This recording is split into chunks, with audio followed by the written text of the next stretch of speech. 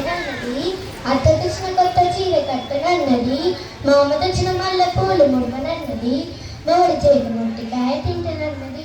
నాన్న నాన్న నాకు ఒక కథ చెప్పవా? అబ్బా, నువ్వు వెళ్ళి మీ అమ్మని అడిగమ్మా, నాకు చాలా పని ఉంది. అమ్మ అమ్మ నాకు ఒక కథ చెప్పవా? నాన్నని అడిగితే నాన్నకేదో పని ఉంది అని చెప్పారు. అవునా అమ్మా, మీ నాన్న చెప్పనన్నాడా? మీ నాన్న ఎప్పుడు ఇంతే, సీఎం కూడా ఇంత బిజీగా ఉండడు. నాకు వంటింట్లో కొంచెం పని ఉందమ్మా, నువ్వు వెళ్ళి మీ నాన్నమ్మని అడిగమ్మా. మీరిద్దరు ఎప్పుడు ఇంతే, నాకు కథలు చెప్పరు, నేనేం అడిగినా పనుంది అని చెప్తారు. నానమ్మ నానమ్మ నాకు కథ చెప్పవా? నిన్నట్లాగా నా బంగారు తల్లి, నా చిట్టి తల్లి, పద పెరట్లోకి వెళ్ళి చెప్పును.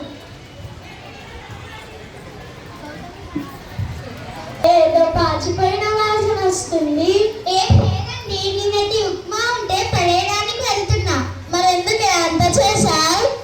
మీకోసం ఎన్నిటికీ బలిస్తారని. దీని పేరు ప్రభావతి.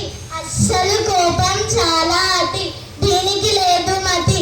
ఇదే చాలా పెద్ద కోటి, మీకు పగులుతుంది మూతి. అబ్బో, అయినా అతికి పడేసే బట్టలు ఆ ముసల్దానికి ఇస్తే పోలే.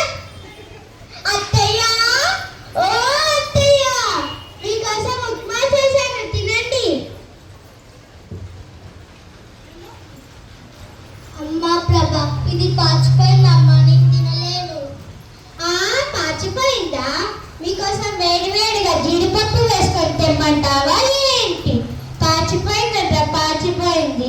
అయినా ఈ వయసులో అంతటా తిరిగి ఒలింపిక్స్కి వెళ్ళి వెయిట్ లిఫ్టింగ్ చేస్తారా ఏంటి? ఈ పెట్టింది తినలేకపోతే ఒక మూలన పడుండు. చిచ్చి,